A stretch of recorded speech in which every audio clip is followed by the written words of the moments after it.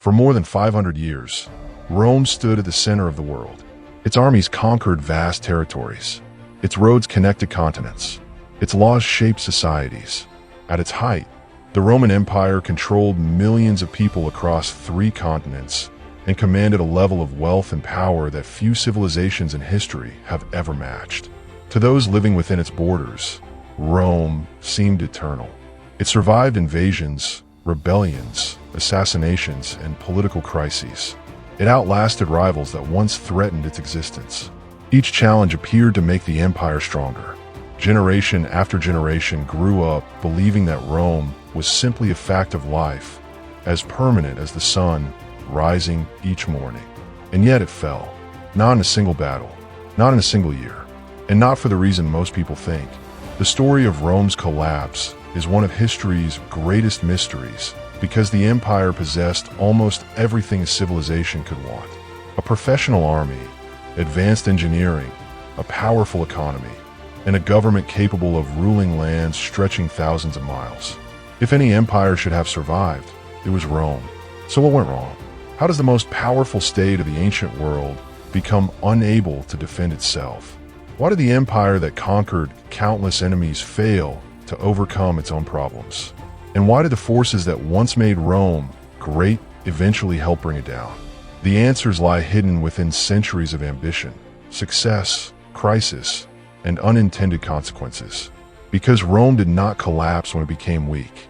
In many ways, its fall began when it became too powerful. By the 2nd century AD, Rome had become something the ancient world had never seen before. Its territory stretched from the cold hills of Britain to the scorching deserts of North Africa, from the Atlantic Ocean in the west to the edges of Mesopotamia in the east. Millions of people lived under Roman rule. Traders, soldiers, farmers, merchants, and governors were all connected by a system that seemed to span the world itself. At the heart of this vast empire stood the city of Rome. It was the largest city most people had ever seen. Crowded streets buzzed with activity. Ships arrived daily carrying grain, wine, olive oil, marble, and luxury goods from distant provinces. Massive temples towered above the skyline. Aqueducts carried fresh water across great distances. Amphitheaters hosted spectacles that attracted tens of thousands of spectators. Rome was not simply rich. It was the center of an entire civilization. What made the empire even more remarkable was its ability to maintain order across such an enormous territory. Messages traveled along thousands of miles of carefully constructed roads. Governors enforced Roman law in distant provinces. Taxes flowed back to the imperial treasury. Soldiers guarded frontiers that stretched across mountains, rivers, and deserts. Behind all of this stood the Roman military. The legions were among the most disciplined fighting forces in history. Their organization, training, and engineering skills allowed them to defeat enemies again and again. When threats emerged, Rome could mobilize resources on a scale few rivals could match. To many observers, the empire seemed invincible, and for a time, it almost was. During a long period known as the Pax Romana, or Roman peace, much of the empire enjoyed stability and prosperity. Trade flourished, cities expanded, wealth accumulated. Generations lived and died without witnessing the kind of disasters that had destroyed so many earlier kingdoms. The empire appeared stronger than ever, but hidden beneath this image of strength was a reality few could see. The very systems that made Rome successful were creating pressures that would grow larger with every passing generation. And by the time those pressures became impossible to ignore, the empire would already be heading toward a crisis unlike anything it had faced before. Rome's rise was not built on military strength alone. Many civilizations had powerful armies. Many kings had conquered vast territories. What made Rome different was its ability to turn conquest into a system. Whenever Rome defeated an enemy, it did something unusual. Instead of simply looting the land and moving on, it absorbed people into its world. Roads were built, cities were connected, trade expanded. Local leaders often kept their positions as long as they accepted Roman authority. Over time, this created something far more durable than an empire held together by fear. It created a network. A merchant in Spain could trade with a customer in Egypt. A soldier born in Gaul could serve on the frontier of Syria. Grain from North Africa could feed millions in Rome. Across thousands of miles, people became linked by the same roads, laws, and economic system. Roman citizenship played a major role in this success. As the empire expanded, increasing numbers of people were granted the rights and privileges that came with being Roman. This encouraged loyalty and helped transform former enemies into willing participants in the empire's growth. The Roman army reinforced this system. Legions did more than fight wars. They built roads, bridges, forts, and infrastructure. Wherever Roman soldiers went, they left behind the foundations of Roman civilization. Military power and economic development worked together, strengthening one another. For centuries, the formula seemed unstoppable. New territories brought wealth. Wealth funded armies. Armies secured trade routes. Trade generated more wealth. Each success created the conditions for the next. The empire grew larger, then larger still, but every system has limits. The Roman economy depended heavily on expansion. New conquests provided land, resources, and millions of people who could be taxed. As long as the borders continued moving outward, the machine kept running. Eventually, however, Rome reached a point where there were few profitable lands left to conquer. The empire had become so large that maintaining it was beginning to cost more than expanding it. For generations, this problem remained hidden beneath Rome's prosperity. Most citizens never noticed it. The markets were busy. The roads were secure. The legions still guarded the frontiers. Yet beneath the surface, a dangerous reality was emerging. Rome had built a system that expected constant growth. And history has a way of punishing civilizations that believe growth will last forever. To most people living during Rome's golden age, the empire looked stronger than ever. The roads were busy.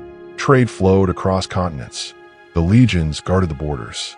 Few could imagine that the foundations of Roman power were already beginning to weaken. One problem was size. The empire had become so vast that governing it grew increasingly difficult. Messages could take weeks or even months to travel across distant provinces. Local governors often acted with significant independence. Emperors struggled to maintain control over territories separated by mountains, deserts, and seas. Another problem lay within Rome's political system. Unlike a modern state with clear rules for leadership, Rome had no reliable method for transferring power. When an emperor died, there was often uncertainty about who should rule next.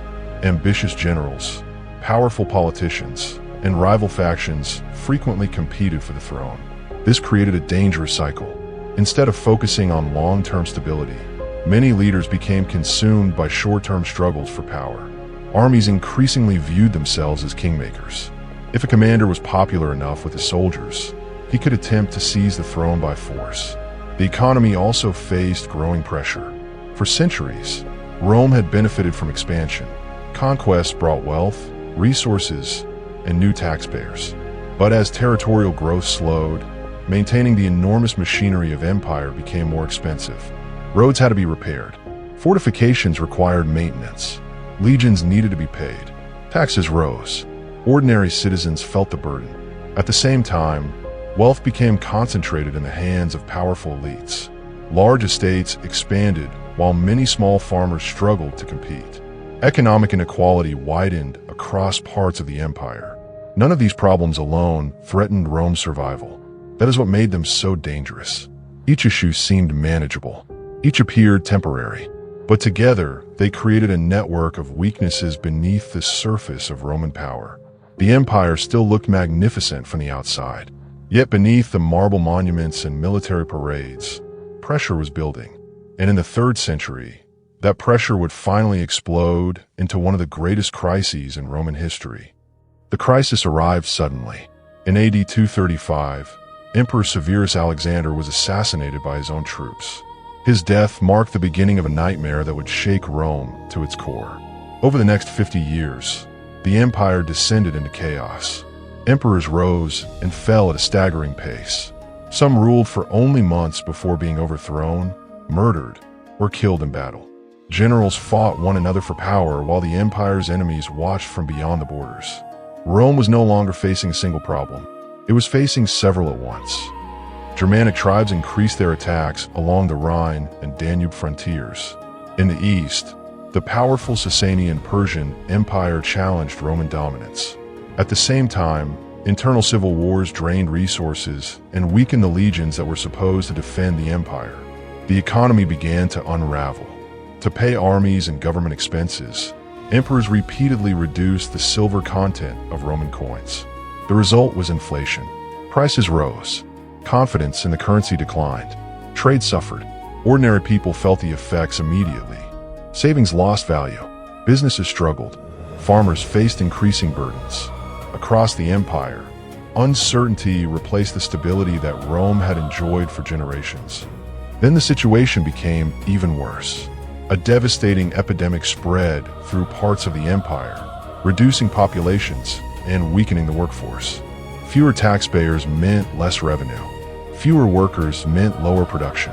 Fewer recruits meant smaller armies. Everything was connected. Each crisis made the next one harder to solve. By the middle of the 3rd century, Rome came dangerously close to disappearing altogether. In the west, breakaway territories formed what became known as the Gallic Empire. In the east, the wealthy city of Palmyra established its own independent power. For a time, the Roman world was effectively split into competing states. The empire that once ruled the Mediterranean now struggled to hold itself together. To many observers, collapse seemed inevitable. The Roman machine that had dominated the ancient world for centuries appeared to be tearing itself apart from within. Yet Rome was not finished. Just when it seemed the empire might vanish into history, a series of determined leaders emerged with a single goal: save Rome at any cost. Their solutions would stabilize the empire, but they would also transform it forever. The man who stepped into the chaos was Emperor Diocletian. When he took power in AD 284, Rome had spent nearly half a century fighting for survival. The empire was exhausted. Its borders were under pressure. Its economy was damaged. Its political system seemed incapable of producing stability. Diocletian understood that Rome could no longer be governed the way it had been before. The empire had become too large, too complex, too vulnerable. His solution was radical. Instead of relying on a single ruler, Diocletian divided authority among 4 leaders in a system known as the Tetrarchy. Each ruler controlled a different region of the empire, allowing threats to be addressed more quickly and reducing the risk of distant provinces being neglected. The reforms worked. For the first time in decades, stability began to return. Frontiers were strengthened. Government administration improved. The empire regained some of the order it had lost during the crisis years. Yet Diocletian's reforms came at cost. The government became larger and more centralized. Taxes increased. Bureaucracy expanded. Rome survived, but it required more resources than ever before to keep the system functioning. Then another figure appeared who would reshape Roman history: Constantine. After a series of civil wars, Constantine emerged as the sole ruler of the empire. His reign marked a turning point not only for Rome, but for the entire Western world. He legalized Christianity, a faith that had once been persecuted by Roman authorities. Over time, Christianity would become deeply intertwined with the empire and continue influencing civilization long after Rome itself had fallen. Constantine also founded a new imperial capital. In AD 330, he transformed the city of Byzantium into Constantinople. Strategically positioned between Europe and Asia, the city sat at the crossroads of major trade routes and possessed natural defensive advantages that Rome lacked. At the time, few could have known how important this decision would become. Because while the old city of Rome remained a symbol of imperial greatness, the empire's center of gravity was slowly shifting eastward. This change would prove critical in the centuries ahead. The reforms of Diocletian and Constantine saved the empire from immediate collapse, but they did not eliminate its deeper problems. They merely bought Rome time. And soon, a new threat would appear beyond the frontiers, one that would send entire nations crashing into Roman territory and push the Western Empire toward its final chapter. For centuries, Rome's borders had faced enemies. But in the 4th century, a new force appeared that would change the fate of Europe: the Huns. Little was known about their origins. They emerged from the vast Eurasian steppes as highly skilled horsemen. moving with extraordinary speed across enormous distances. To the settled peoples of Europe, their arrival seemed almost unstoppable. The Huns did more than invade. They triggered a chain reaction. As they advanced westward, other tribes fled before them. Entire populations began moving toward Roman territory in search of safety. Goths, Vandals, Alans, and other groups pushed against the empire's frontiers, creating pressures unlike anything Rome had faced before. In AD 376, thousands of Goths crossed the Danube River and entered Roman lands. Roman officials agreed to admit them, but corruption and mismanagement quickly turned the situation into a disaster. Many Goths were mistreated, exploited, and left without adequate support. Resentment grew. Eventually, rebellion erupted. The result was one of the most shocking defeats in Roman history. In AD 378, at the Battle of Adrianople, the Goths crushed a Roman army and killed Emperor Valens himself. The defeat sent a terrifying message throughout the empire. Rome was no longer invincible. The empire survived the disaster, but confidence had been shattered. Then came the man whose name would become legendary, Attila. Under Attila's leadership, the Huns forged one of the most feared powers of the age. His armies threatened both the Eastern and Western Roman empires. Cities paid tribute. Entire regions lived in fear of his next campaign. Although Attila never destroyed Rome, his presence destabilized an already fragile world. The Western Empire now faced pressure from every direction. Its economy was weaker than before. Its armies increasingly relied on foreign recruits. Its political leadership remained divided, and the migrations unleashed by the Huns continued reshaping Europe. The Romans had survived civil wars, economic crises, epidemics, and invasions. But each survival came at a cost. The empire was growing weaker with every generation. Soon, the western half of Rome would reach a point where it could no longer recover. The fall that historians remember today was finally approaching. For centuries, Rome had survived every crisis thrown at it. Civil wars, economic collapse, plagues, invasions. Each time, the empire had found a way to recover. But by the 5th century, recovery was becoming harder with every passing year. In AD 410, something happened that many Romans thought was impossible. The city of Rome itself was captured. The Visigoth king Alaric led his forces through the gates and sacked the Eternal City. For nearly 800 years, no foreign army had successfully captured Rome. The psychological impact was enormous. Even though Rome was no longer the empire's political capital, it remained the symbol of Roman power. News of its fall echoed throughout the known world. People began asking a question that had once seemed absurd. Could Rome actually die? The Western Empire struggled on, but its foundations were crumbling. Its tax base was shrinking. Its population was declining. Its military increasingly depended on foreign soldiers and allied tribes. Emperors came and went, often serving as little more than figureheads while powerful generals fought behind the scenes for control. Then another disaster struck.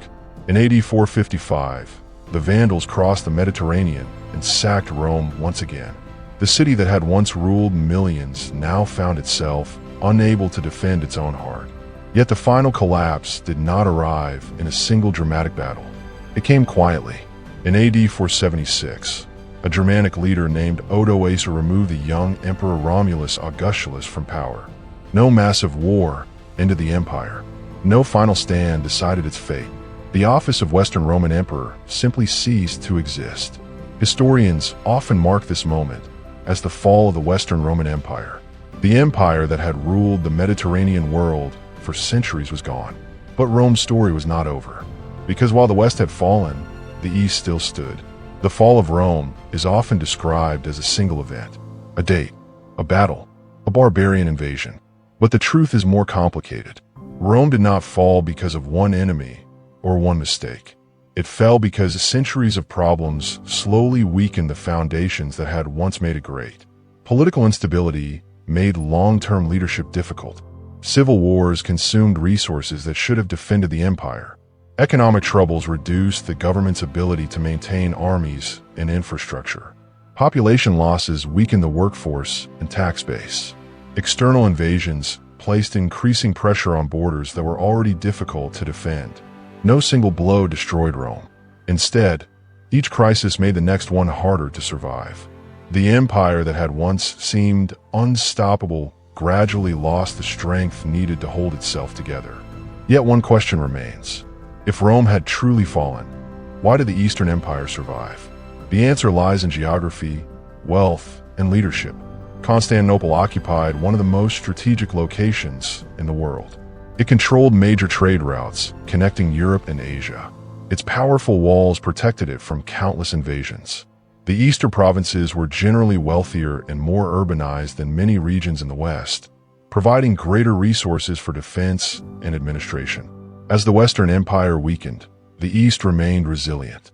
What we now call the Byzantine Empire continued to preserve Roman law, culture, administration, and identity for nearly 1,000 more years. In many ways, Rome did not die in 476. Half of it survived, and even after the Byzantine Empire eventually fell, Rome's influence never disappeared. Roman law shaped modern legal systems. Roman engineering inspired future generations. Roman roads, cities, and architecture left marks that can still be seen today. Even the languages spoken by hundreds of millions of people trace part of their history back to Rome. That is the final irony of the Roman Empire. The greatest empire in history did fall. Its armies vanished. Its emperors disappeared. Its Western government collapsed. Yet the civilization it created outlived the empire itself. For centuries, Rome ruled the world. For thousands of years, it helped shape it. And perhaps that is the real lesson of Rome's story. Empires are not destroyed in a single day. They rise through strong institutions, wise leadership, and shared purpose. They decline when those foundations weaken. The fall of Rome was not simply the end of an empire. It was a reminder that even the most powerful civilization on Earth is never guaranteed to last forever. The lesson of Rome is not that empires fall. It is that even the strongest empires often believe they never will. If you enjoyed this story, subscribe to Atlas of Empires for in-depth documentaries on the civilizations, kingdoms, and empires that shaped our world. There are many more stories waiting to be uncovered. Until next time.